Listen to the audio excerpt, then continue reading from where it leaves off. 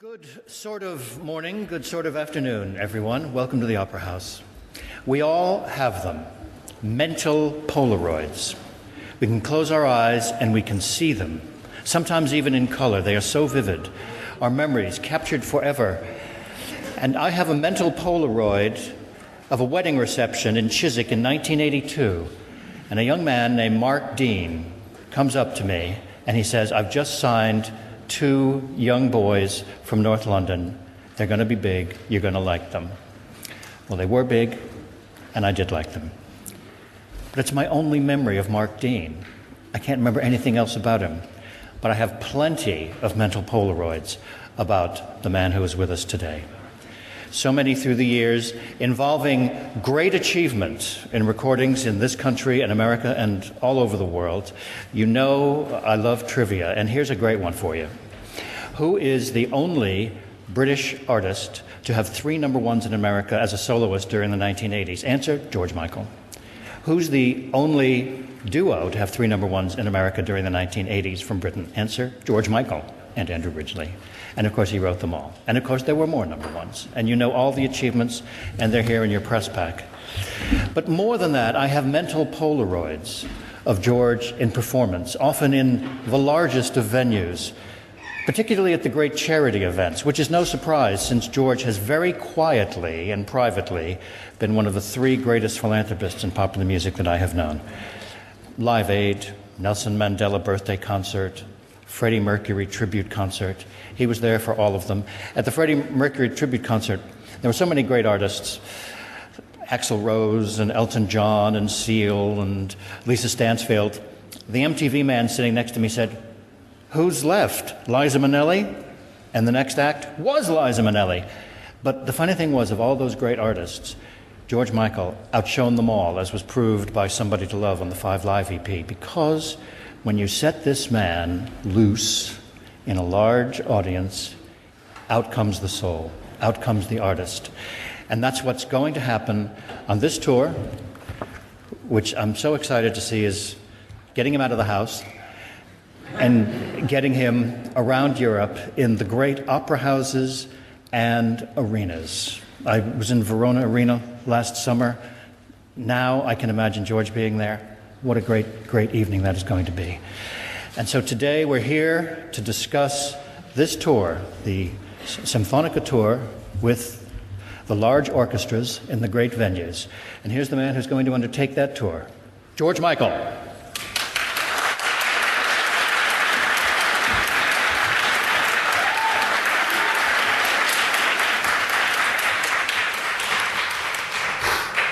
Quite simply, the way that we're going to handle this is I'll ask you for questions, and we have microphone women who will approach you with the microphone, so please wait until you get your microphone before you ask your question. May we have a first question? And the microphone girl is here, and okay, you got one? You got one right there? I'm a freelance journalist. I work for all sorts, not Horse and Hound, though. I'd like to ask you, you've written incredible and stunning songs over the years, and now you're rearranging them for symphony orchestra. So I wondered what inspired you to go into this new musical territory and to tour with symphony orchestras, and also how did Hello. How did you go about choosing some of these, really iconic European music venues? Well, the idea of singing with symphony orchestras around the world was actually inspired by something, because I'd actually heard that Tony Bennett had done it recently. I thought, what a lovely idea to actually go to various places around the world and play with those symphony orchestras. Originally, I hoped to play almost entirely theatres and the places that those symphony orchestras would normally play, and then it became fairly obvious that I was either going to have to play each one for 2 weeks, or I would not get to play to enough of my fans, really.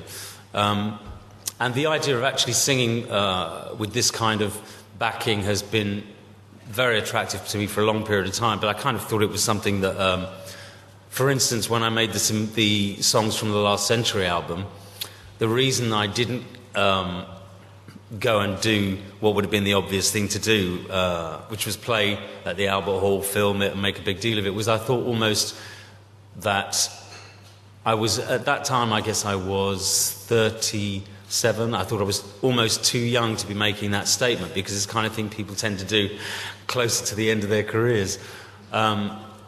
It couldn't be further from the truth then, and it's still not true to say that I'm ready to be a crooner and not much more, because of course during this tour and in the breaks that there are on this tour, I'll be recording a brand new album, which is about as far away from this Symphonica idea as could be imagined, really. And I felt that it was a great time. I felt very kind of re-energized after some of my recent troubles. And I felt it was a really good time. What do I want as an artist? As an artist at this stage, I think I've said before that I'm really not interested or excited by repeating former successes. And in my writing, I think I try to keep changing things about. But at this stage in life, there are two elements that I feel can be explored further. One is dance music, and one is the idea of my voice.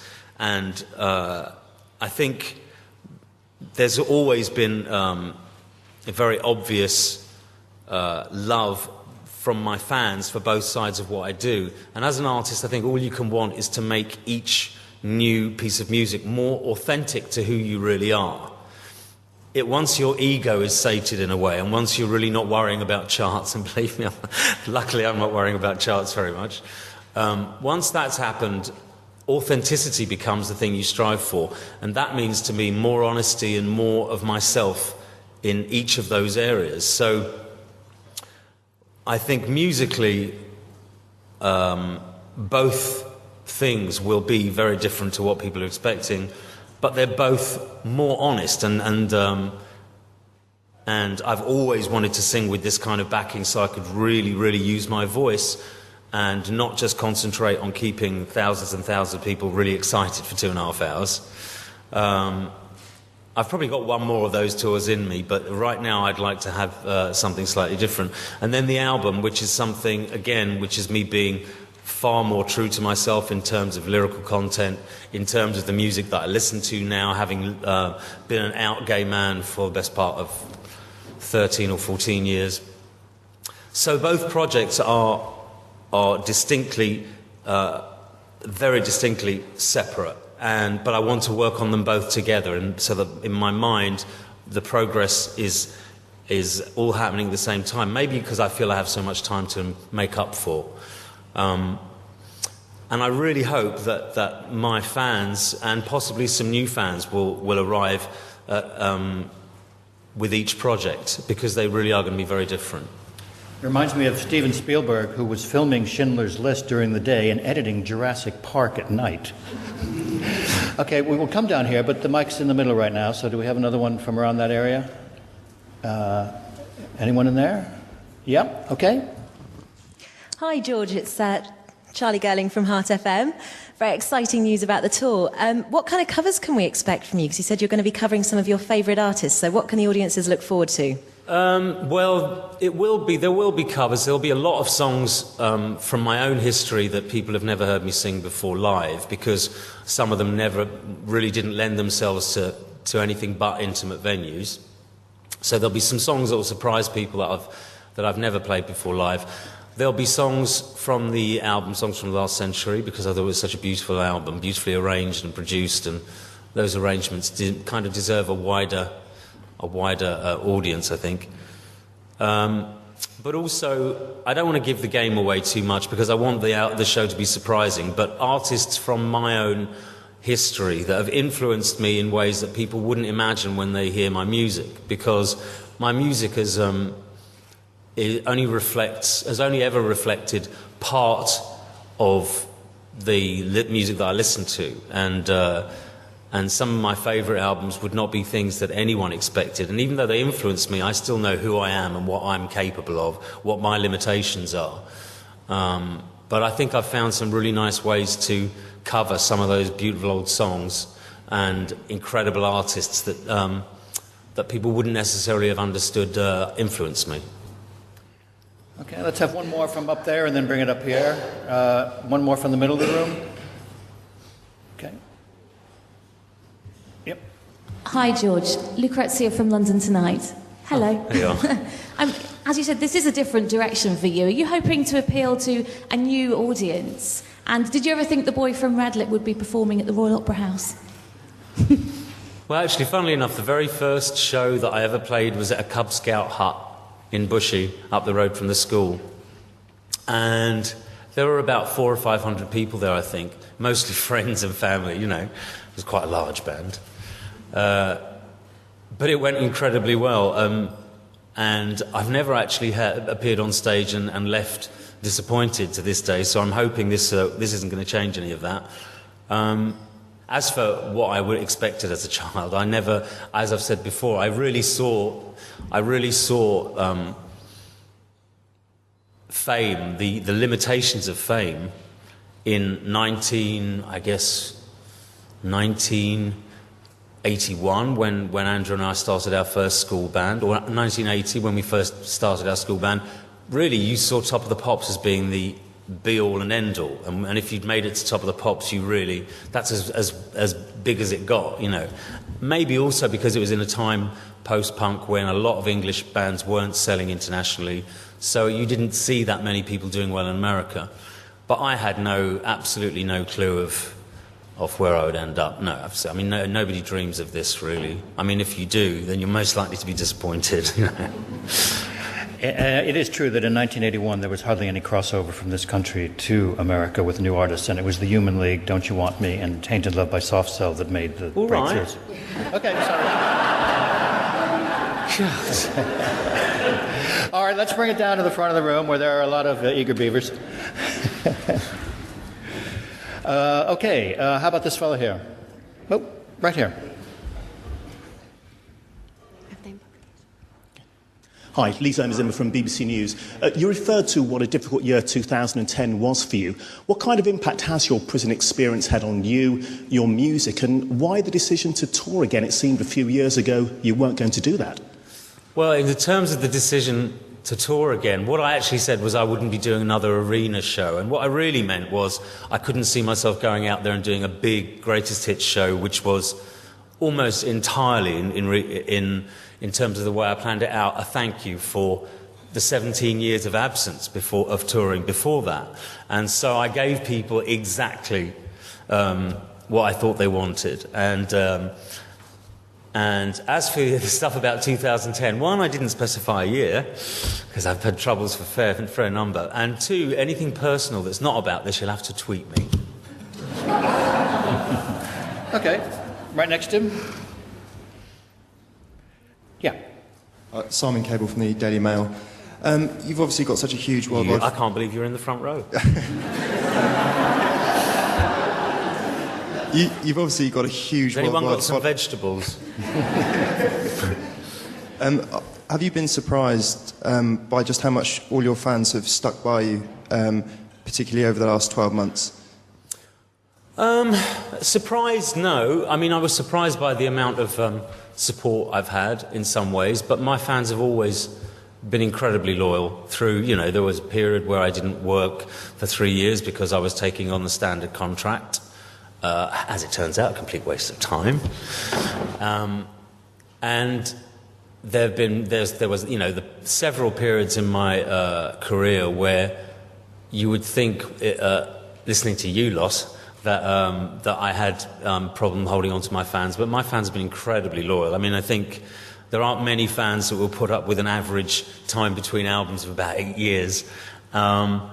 Or people that would wait so long to see somebody live. I mean, so they've never let me down. I was fairly overwhelmed by the support in the last 10 months, but it shouldn't have surprised me because I have an amazing group of fans. Okay, Let me talk to Paul. Let me talk to Paul. He's the only person here I know. How are you? I'm very well. How are you? You recovered from the 80s quite yet? Just about. Paul Simper Buzz magazine. Lady Gaga has apparently asked for a rider for her next sort of show over here for Union Jack Bunting and Pimm's served in bone china teacups. For an illustrious tour like this, what will be your backstage rider? Oh my God, if it was boring before. My backstage rider is normally the same. It's some stuff that people can come in and eat when I'm if they're bored, my friends come backstage and eat the stuff that's in my room. But I don't eat very much or demand very much. I think I have flowers. I think so. But I certainly don't specify which flowers or... No, I have a very, very cheap rider. Will there be any duets as well on this tour? I'm hoping for some pretty amazing ones, yeah, but because the artists aren't confirmed, I can't really say that. James Corden. No, he can sing. We all know he can sing now. Okay. Yes, this fellow here, why not? Hi, George. Mark from The People. Hi. I'm a huge fan of yours, and it's great to be here today. You talk about making up for lost time, and I think that before the 25 Live tour, you hadn't toured for about 10 years, is that right? 17 years. What has brought you around to the way of thinking that you should get out of the house more now and do what you do best? Because I think a lot of people have wanted to see you, you know... Well, I mean, you know, what was going to be a 3-month tour eventually was a 3-year tour. And there was a simple reason for that, which is I absolutely loved it, you know. I've found a new relationship with being on stage, and I've kind of come to terms with some of the things I was very afraid of 17 years previous to the last tour. I guess the last tour being 1990, I think it was before that. I really had felt the pressure of touring, especially having only known the experience with Andrew, which was always a laugh. So I think the time that I gave it up, I really believed it was the right thing to do. And then when I went out on tour again, I was so overwhelmed by how different it felt and what it was to go out on tour with a catalogue spanning almost 25 years at that time, or it did span 25 years. There was a very different thing. It was a much more celebratory atmosphere than I'd ever expected. So I felt a huge amount of loyalty and affection for those people who came to see me, and it encouraged me to tour for the next 3 years. And in terms of a recovery from a very, very long period of grief and kind of self-abuse in certain ways, although obviously it never got that bad because I never missed a show. I never once missed an encore, I don't think. But in terms of trying to kind of stay on the straight and narrow, as it were, then there's nothing better than work that you love. And so I thought I should tour sooner rather than later to keep that, have that impetus, keep driving me to take care of myself and to appreciate what I have, and more than anything to actually... It's such an amazing thing to watch the effect on my audience of an evening's entertainment. There's no question that is probably the most valuable thing I can ever do in terms of contribution. And it seems that God wanted me to. He gave me the voice to do it and the stamina to do it, I suppose, at my age. So yeah, I thought it's the most positive experience you've had in, say, the last 20 years. Why wait, you know? So as soon as I could start organising, I did. Okay, there's a chap over there with a very high reach, so why don't we acknowledge him? Oh, okay, right. Hi, it's Dan from RTL Germany. Very excited about the dates there. I know everybody will be. George, your English is very good. George, you were quoted in the press recently saying that you were too embarrassing to be a father, but surely that's one of the most fun things about being a father, is the dad jokes, and you're quite candid. And you were saying you've got more energy and a lot to give, so... Do you think you'll reconsider the fact that you said it was a resolute no for children when you saw how happy Zachary has made Elton and David? It's another tweet, I'm afraid. It's a great answer, that, isn't it? It's great. So diplomatic. That's right, it is. I won't say it here, but I'll say it. That's right. Okay, let's go over here, woman on the aisle. Hello, it's Marcia from OK Magazine. Hi, Marcia. Hi. I noticed that you've duetted over the years with some equally incredible artists, and I just wondered who have been some of your favourites and why. Well, you can't really do that without offending the others, can you? I can't say that any of them were more or less thrilling. They were always, everybody that I've sung with has been great to work with. I've been very pleased with the results of each one.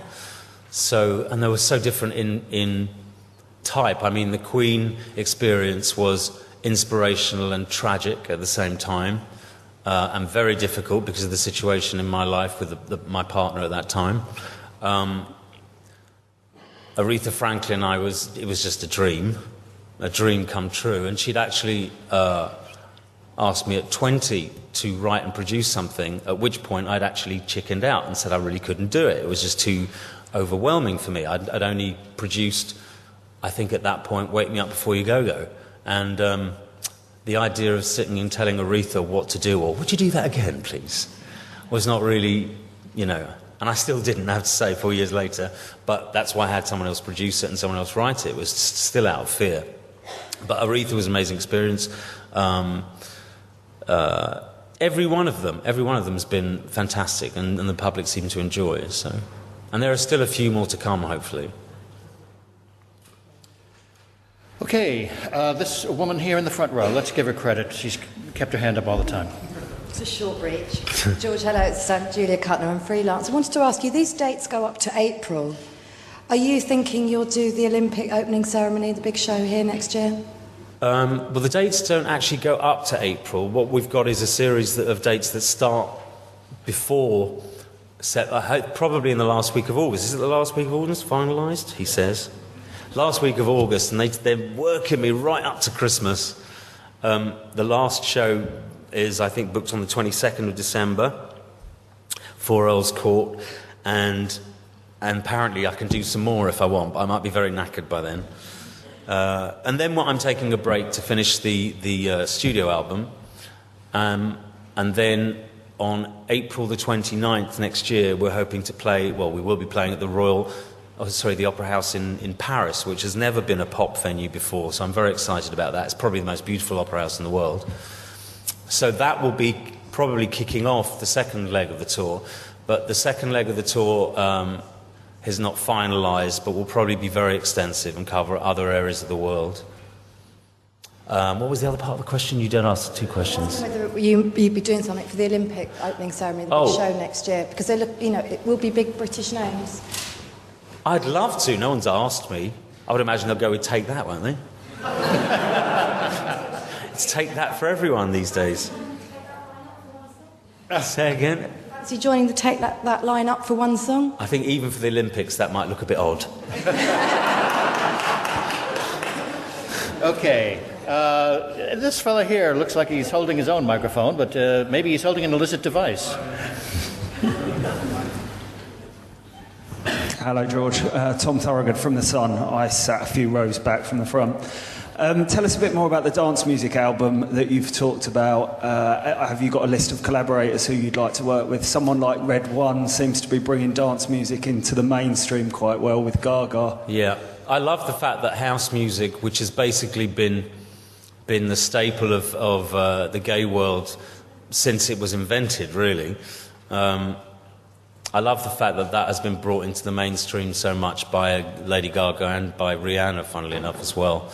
And it makes for some really exciting pop records. I'm looking to work with either gay or gay-friendly artists. They definitely have to be gay-friendly. And I have a few provisional titles, but basically it will be a gay collective on which some of the records are sung by myself and some of them are sung by other artists, young gay artists, possibly unknown ones. But there's some amazing material I've already got my hands on, and in collaboration with a lot of dance producers, I think it could be a stunning record. And of course, at 47, by the time the album comes out, I'll be 48, to a degree pop music traditionally starts to exclude you at a certain age, which is natural, totally natural phenomenon. But in reality, gay men's relationship with dance music doesn't end at the same time that straight people's does. So I'm not really stepping into shoes just to see what it's like. I've kind of lived with that music for a long time, still a big part of my life. And I think it's only honest to make the music that you're excited by. So I hope not to be excluded, but really there'll be so many other points. There'll be a lot of lyrical importance for me in writing this next album. So it's really a matter of thinking, what can I do to contribute as a gay man? Because I have serious problem with the fact that every time I make a big mistake, every time I would let myself down, I felt definitely that I was letting young gay kids down, because they would then witness the homophobia that was thrown at me and the wording of that homophobia, the language that's legal in this country. So I like to think that life is a balance, and whenever there's something bad, there's something good you can do with it. So I have some plans to try and do things to help gay children, and I think we're notoriously bad as a community at helping our own when it comes to children, because we don't have our own children. So there are things about this next album where I'm going to try and make up for some of the the damage that I've inadvertently caused just by making myself so newsworthy and putting myself on the back foot enough that I couldn't defend, or there was no room or space to defend gay children from some of that language. So, I have very, very definite plans for the record outside of just what it does musically and on the dance floors and on radio. George, on your Twitter page, you're saying you're working with Carla Bruni. Oh, on the Twitter page? Yes. Yeah. Can you explain that, please? Well, the thing is, Carla Bruni is the spokesperson for an amazing charity called Born Free of HIV, and it's these seem to be stunning statistics, but she assures me they're true. Because the French take care of people in terms of health so much better than most other nations, including ourselves. There were only 2 babies registered in France last year that were born with HIV. 2, and that's because of a massive treatment plan. Which absolutely blew me away. When I heard about this charity, I was blown away by how logical it was and how many lives it was saving and how easily it could be done. So I immediately was interested in trying to associate the Parisian Opera House show with her charity, because most of these charities, let me make something clear, we at the moment there are 4 opera houses booked. 2 of them will be for charity. The one here in the Opera House here in Covent Garden will be for charity, and hopefully in honour of Elizabeth Taylor and making some contributions to her foundation, because I knew her and she was such a wonderful lady, and she worked so tirelessly and completely selflessly. I'd like to pay my respects in some way. In Paris, I would imagine it will be Born Free of HIV that will be the associated charity. But the logistics of those 2 charity shows aren't finalised, so we can't actually sell the tickets for those 2 yet. There are another 2 opera houses, one in Marseille and the other in Prague, which at the moment is looking like the opening show. Which aren't charity venues because they're very small. But these are particular venues, very particular venues. Most of the tour is going to be in larger venues just so I can play it to everybody, really. Okay, let's go back in the room. I see you there. Yes, okay. Hi, George. Lucy from Sky News. You said your rider on this tour would be quite boring. What kind of lifestyle choices and changes have you made to enable you to go on tour and to do this album? Because you're looking great. Oh, thank you.